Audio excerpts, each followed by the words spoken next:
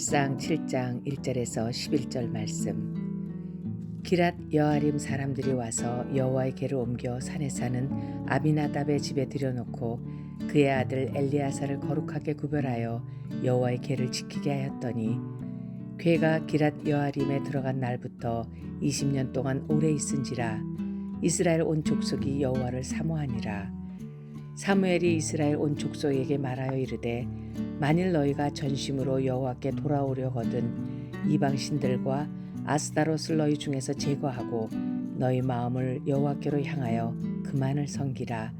그리하면 너희를 블레셋 사람의 손에서 건져내시리라. 이에 이스라엘 자손이 바알들과 아스타롯을 제거하고 여호와만 섬기니라. 사무엘이 이르되 온 이스라엘은 미스바로 모이라. 내가 너희를 위하여 여호와께 기도하리라 하매 그들이 미스바에 모여 물을 길어 여호와 앞에 붓고 그날 종일 금식하고 거기에서 이르되 우리가 여호와께 범죄하였나이다 하니라. 사무엘이 미스바에서 이스라엘 자손을 다스리니라. 이스라엘 자손이 미스바에 모였다 함을 블레셋 사람들이 듣고 그들의 방백들이 이스라엘을 치러 올라온지라.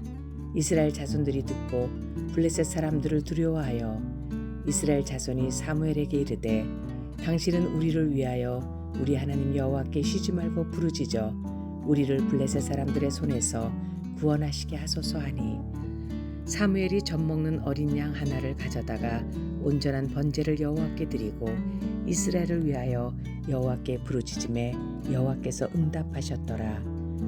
사무엘이 번제를 드릴 때에 블레셋 사람이 이스라엘과 싸우려고 가까이 오매 그날에 여호와께서 블레셋 사람에게 큰 우레를 발하여 그들을 어지럽게 하시니 그들이 이스라엘 앞에 패한지라. 이스라엘 사람들이 미스바에서 나가서 블레셋 사람들을 추격하여 백갈 아래에 이르기까지 쳤더라.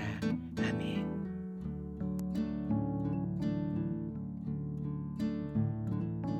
함께 기도하겠습니다. 하나님, 우리의 삶에서 넘어짐, 깨어짐, 패배의 자리에 그냥 두지 않으시고 또 우리를 다시 십자가의 영광과 승리의 은혜를 허락하여 주시기 위하여 인도하시는 은혜 감사합니다. 오늘도 이 말씀 또 기도를 통한 그 승리의 은혜가 우리에게 고백되게 하여 주옵소서. 이 모든 말씀 예수님 이름으로 기도하였습니다. 아멘. 할렐루야. 우리를 조금도 포기하지 않으시고 끝까지 도래시키시기 위하여 주의 품으로 안아주시고 불러주시는 우리 주의 이름을 높이 찬양합니다. 먼저 내일 새벽 예배를 위해서 광고 드립니다. 어제도 말씀드렸지만 내일은 2월 첫 주 토요 새벽 예배입니다. 함께 새벽 예배 이후에 기도하고 또 기도한 이후에 이 성전을 함께 섬기려고 합니다. 온 성도들 함께 나오셔서 주의 거룩한 성전을 섬겨주시기를 부탁드립니다. 이제 함께 말씀의 자리로 좀 돌아갈까요? 오늘 함께 나눌 말씀의 제목은 다시 승리의 자리로, 다시 승리의 자리로 라고 하는 말씀의 제목입니다. 어제 말씀의 제목은요, 승리의 자리에서 패배라는 말씀의 제목이었습니다.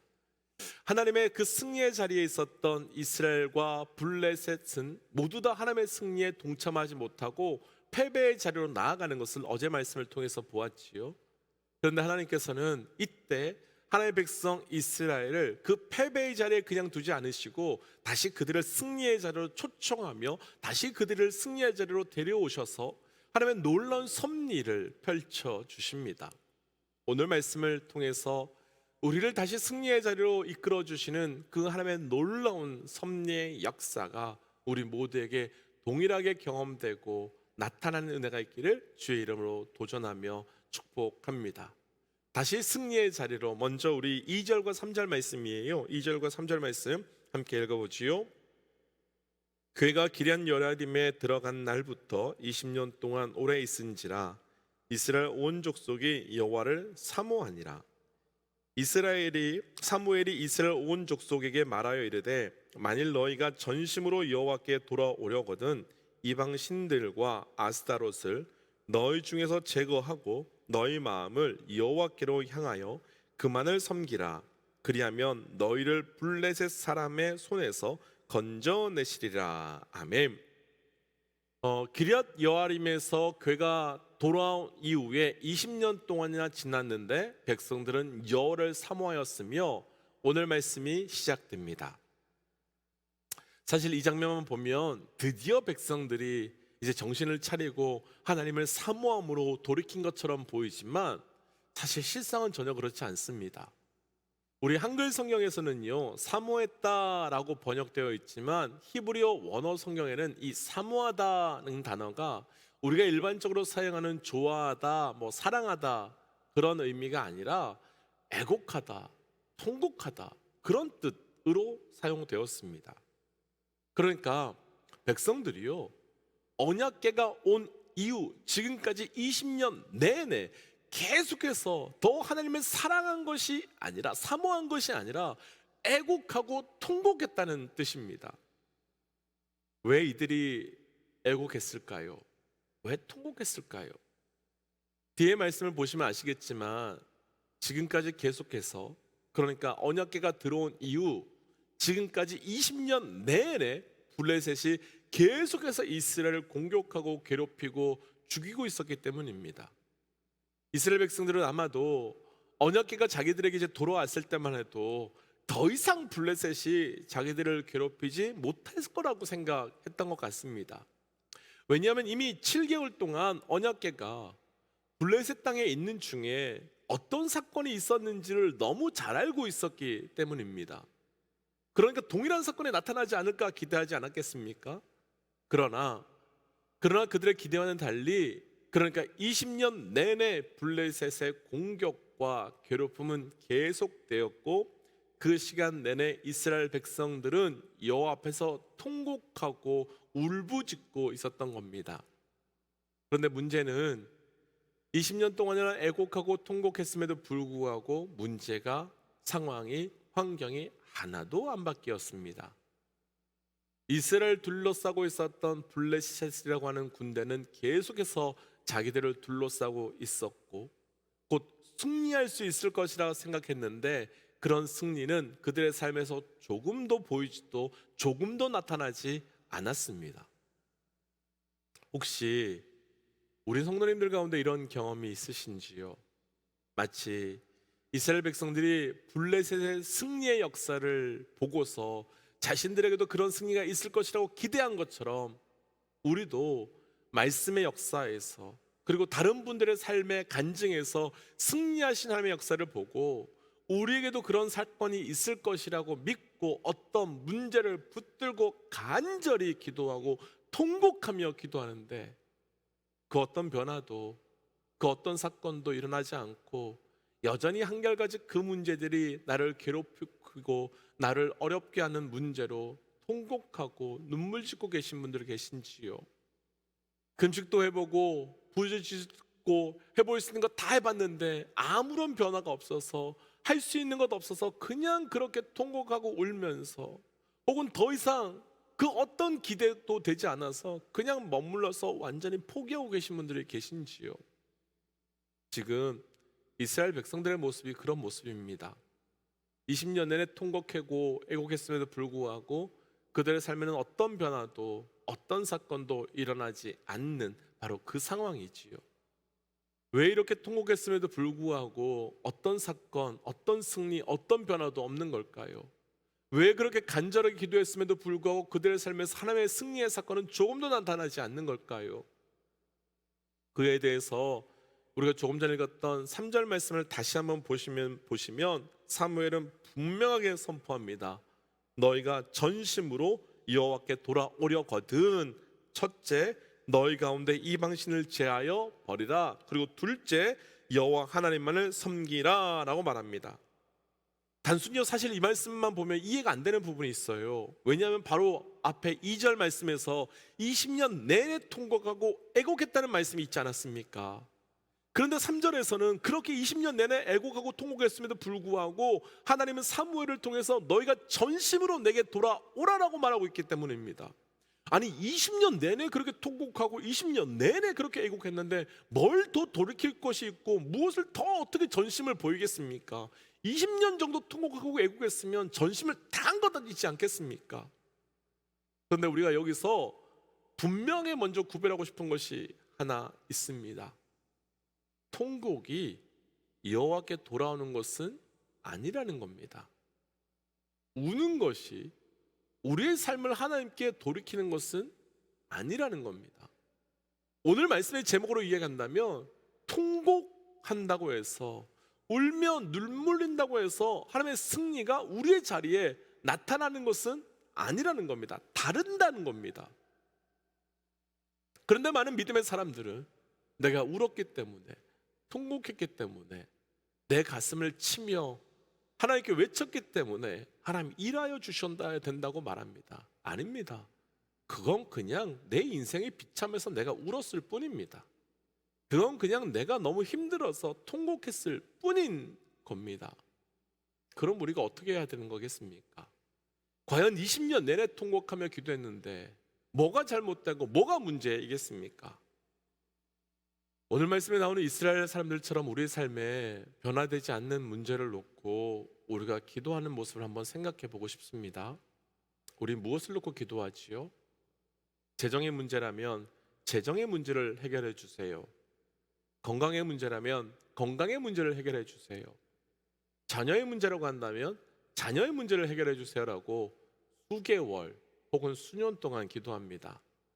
그렇게 오랫동안 기도했음에도 불구하고 통곡하고 기도했음에도 불구하고 문제가 변함이 없다면 하나님께서 우리에게 오늘 사무엘을 통해서 주시는 말씀 그대로 전심으로 여호와께 돌아오려거든 이라고 하신다면 뭐라고 말씀하시겠습니까? 그분만을 섬기라고 말씀하신다면 뭐라고 말씀하시겠습니까? 저라면 이렇게 했는데 전심을 다해서 섬겼지요. 20년 내내 통곡했는데 전심을 다해서 주를 바라봤지요 라고 말하지 않겠습니까? 우리 삶에 해결되지 않는 문제 앞에 지금 이 순간 우리가 해야 될 것은 우리의 문제의 현상에 집중하는 것이 아니라 문제의 원인에 집중해야 되는 겁니다. 다시요, 우리 삶에서요 그렇게 수년 동안 수개월 동안 기도하고 있다면 그 기도의 내용이 문제의 현상을 가지고 기도하고 있는지 문제의 원인을 가지고 기도가 있는지를 보아야 된다는 겁니다.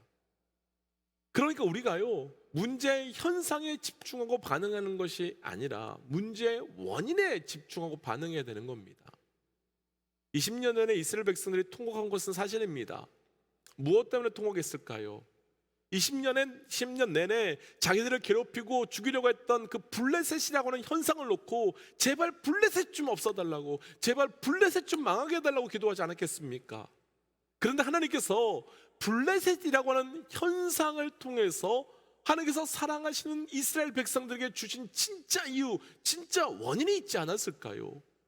이스라엘 백성들이 20년 내내 블레셋의 공격을 받은 것은 여전히 우상을 섬기고 여전히 하나님을 찬양하지 않고 여전히 하나님을 예배하지 않고 있는 그 영적인 원인 때문이었습니다.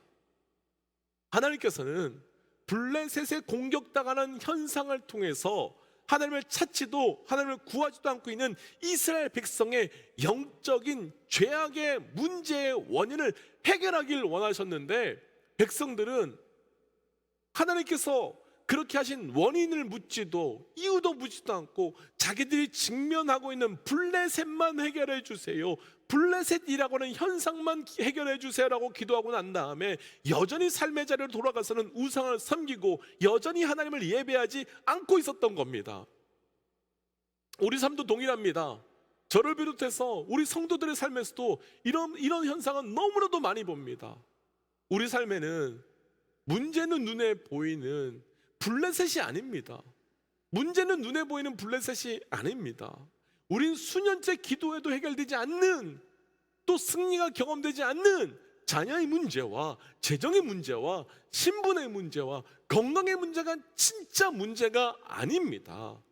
그 문제를 주신 진짜 원인을 묻고 구하고 그 원인을 십자가로 가지고 가셔야만 된다는 겁니다. 그러니까 우리의 기도는 하나님 내 블레셋 해결해 주세요 라고 구할 것이 아니라 하나님 내게 이 블레셋을 통하여 주시는 하나님의 뜻이 무엇입니까? 하나님 이 블레셋을 통하여 나의 삶 가운데 해결하기를 원하시는 것이 무엇입니까? 라고 물어야 되는 겁니다. 그래서 도전합니다. 사랑하는 믿음의 여러분, 오늘 이 말씀 앞에 우리의 삶에 수개월, 수년째 해결되지 않는 문제가 있다면 기도를 바꾸십시오. 해결해 주세요. 풀어 주세요. 열어 주세요. 승리해 주세요가 아니라, 왜 안 해 주세요가 아니라, 하나님께서 닫고 계신 뜻이 무엇인지, 하나님께서 패배케 하시는 이유가 무엇인지를 묻는 기도로 우리의 기도의 방향을 바꾸셔야 됩니다.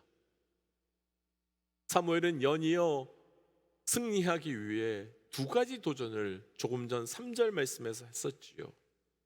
첫 번째는 너희 가운데 이방신을 제하여 버리라 라고 썼고요, 두 번째는 너희는 여호와 하나님을 섬기라 라는 말씀입니다.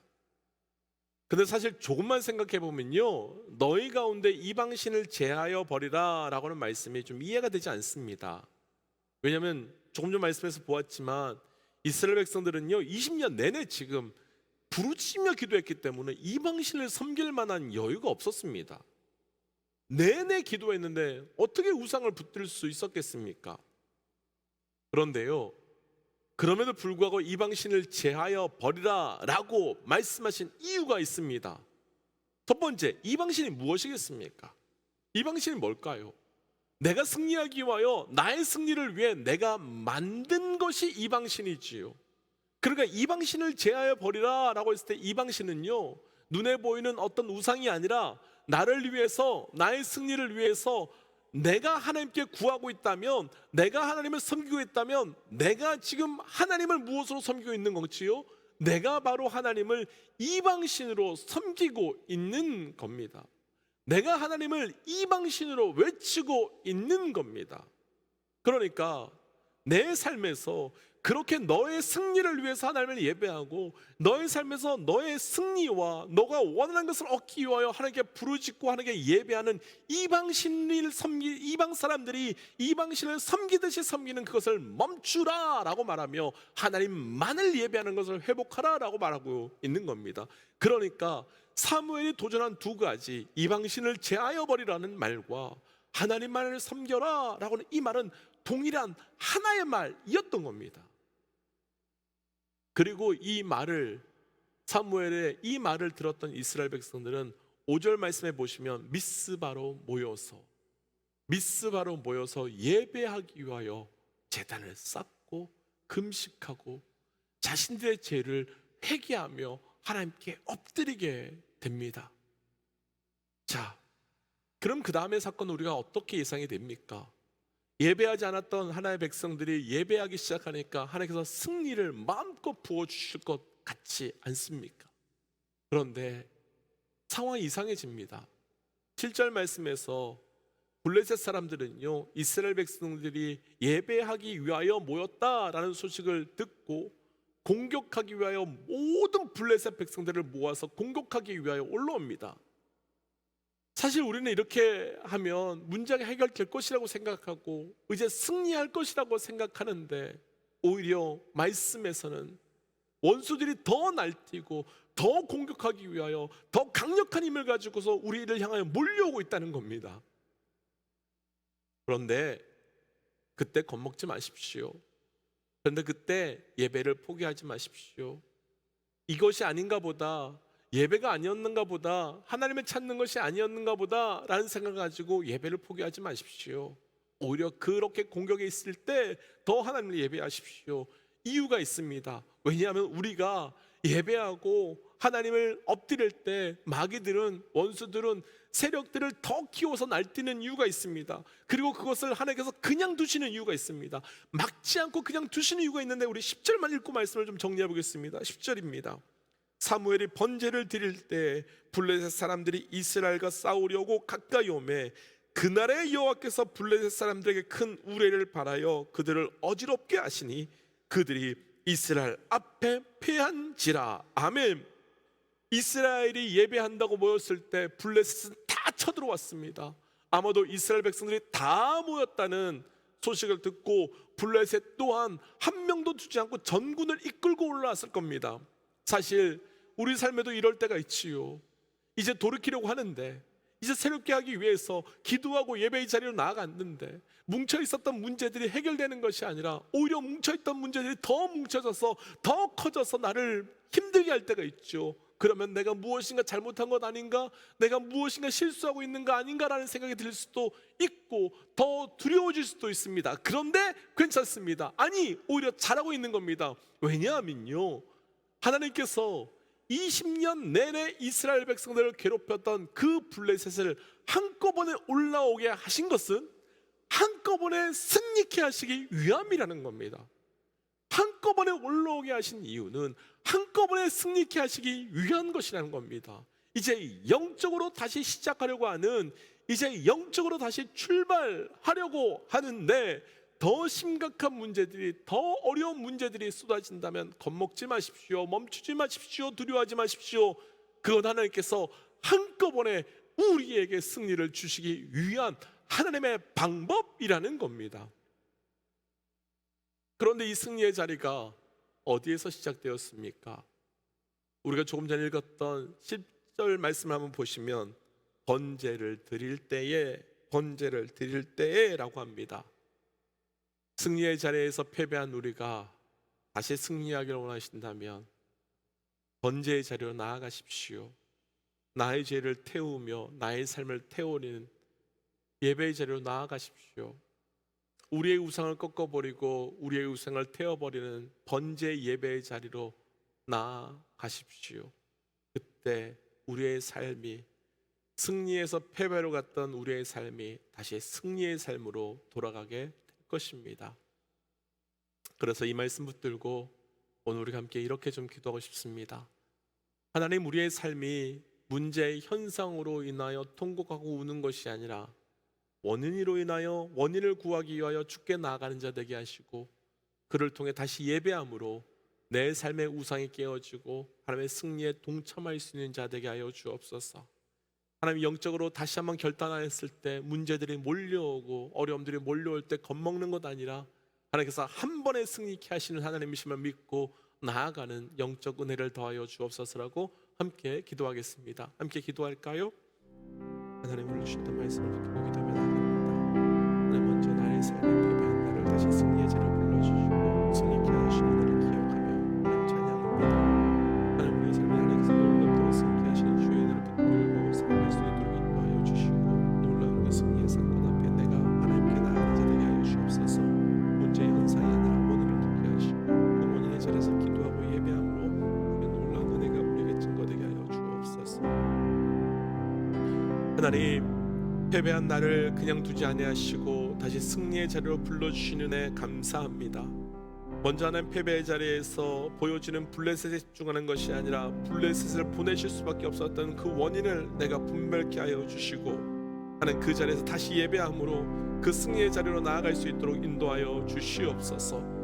하나님, 다시 영적으로 결단하고 다시 영적으로 돌이키려 할 때 원수들이, 문제들이 쳐들어오는 것 앞에 무너지지 않게 하시고 하나님께서 한꺼번에 승리케 하시기 위한 하나님의 놀라운 섭림을 믿고 놀라운 그 한꺼번의 승리가 우리에게 경험되게 하여 주시옵소서. 하나님, 오늘 하루가 그런 하루 되길 원하오니 주님 동행하시고 함께하여 주옵소서. 이 모든 말씀 예수님 이름으로 기도하였습니다. 아멘. 사랑하는 믿음 영적 여러분, 예배의 자리에 있을 때 한꺼번에 승리가 경험되는 겁니다. 기도의 자리에 있을 때 한꺼번에 승리가 경험되는 겁니다. 축복하고 도전하기는 우리의 삶의 그 승리의 은혜가 경험되시기를 주의 이름으로 도전합니다.